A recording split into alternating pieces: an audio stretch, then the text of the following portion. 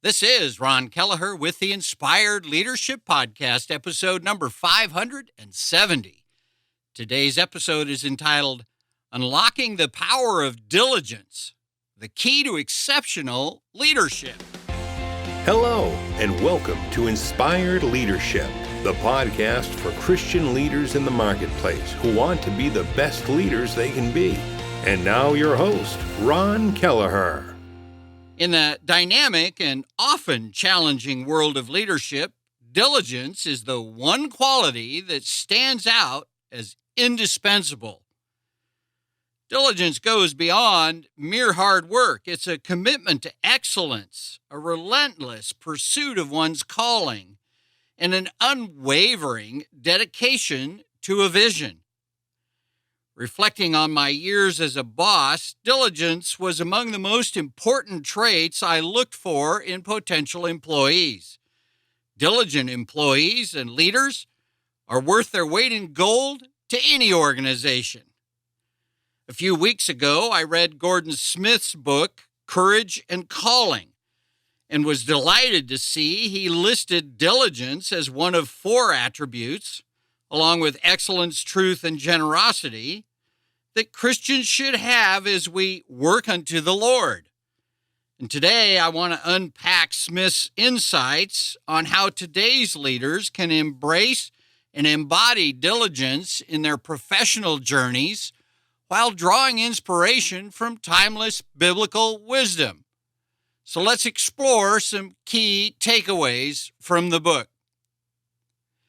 First, let's begin by understanding what diligence is. Diligence is the bedrock of effective leadership.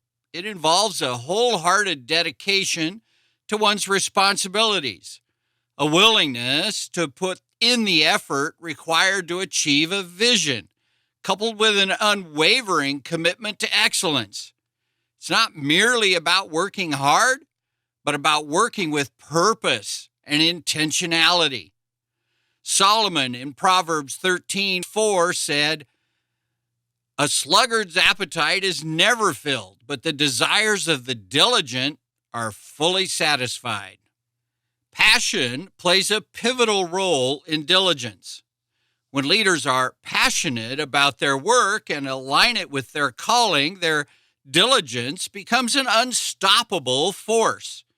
In this way, passion fuels perseverance and enables leaders to inspire others to follow suit. Paul wrote to the Colossians in chapter 3, verse 23, "Whatever you do, work at it with all your heart, as working for the Lord, not for human masters." A few years ago, Mark, a friend and coworker, was responsible for the logistics of a major product launch. Millions of dollars were at stake. Mark led the team of dozens of employees who, in their war room, filled whiteboards and spreadsheets with every conceivable contingency for weeks ahead of the big launch day. Due to their passionate planning and diligence, hundreds of semi-trucks delivered their precious cargo across the United States in the dead of winter without missing a single appointment. The product launch was a resounding success, largely due to the diligence of Mark and his team. While diligence is crucial, balance is also essential. Burnout is a real threat to leaders who push themselves too hard.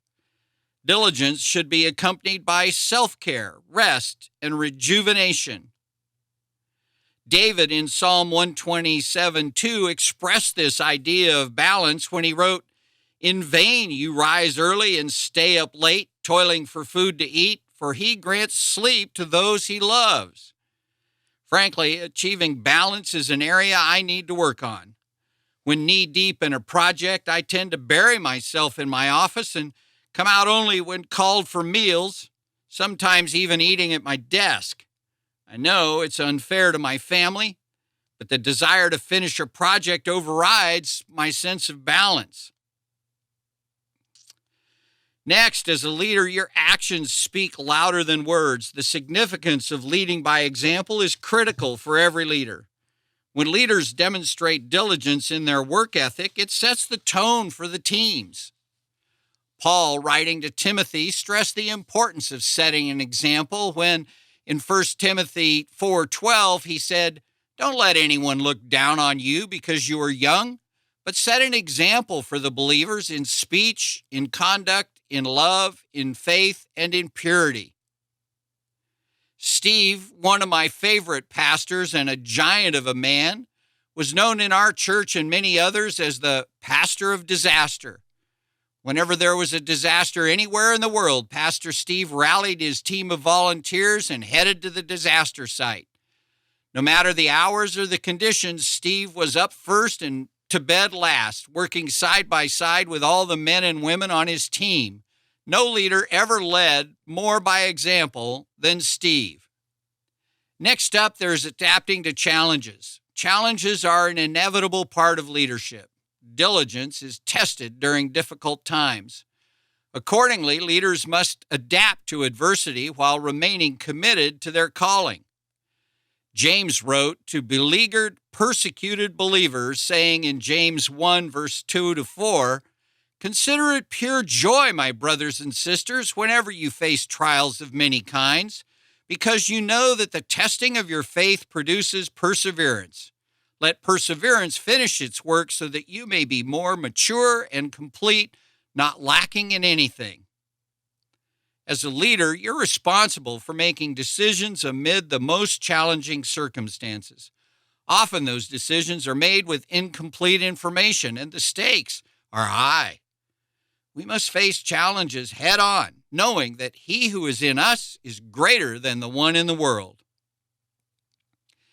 In conclusion, Smith's Courage and Calling book provides invaluable lessons on diligence for today's leaders, deeply rooted in biblical wisdom. Diligence, fueled by passion, balanced with rest, and exemplified through leadership, is the path to excellence. In the relentless pursuit of one's calling, leaders find their greatest fulfillment and make the most significant impact, just as the Bible teaches. As you embark on your leadership journey, remember these lessons on diligence. Apply them in your professional life, drawing inspiration from the Bible's timeless teachings, and you'll not only achieve your goals, but inspire others to do the same. Well, that's it for this week, and as always, questions and comments are welcome. How has diligence shaped your journey, and what lessons have you learned along the way? I'd love it if you'd come over to the website at ronkelleher.com/episode 570 and leave me a question or a comment. And as always, before we go, I'd like to ask you to do me a quick favor, and that is to hop on over to whatever podcast service you're listening to this on. Leave a ranking for the show and a comment if you wish. It does help us get the show into the hands of more and more people. So I thank you in advance for that and pray that God would help us all to be the powerful and the inspired leaders He intends us to be. That's it for this episode of Inspired Leadership. You'll find a complete transcript of this episode on my website at www.ronkelleher.com. My prayer now is that you'll go out and be the powerful, inspired leader that God intends us to be. Thanks for listening to the Inspired Leadership Podcast at www.ronkelleher.com.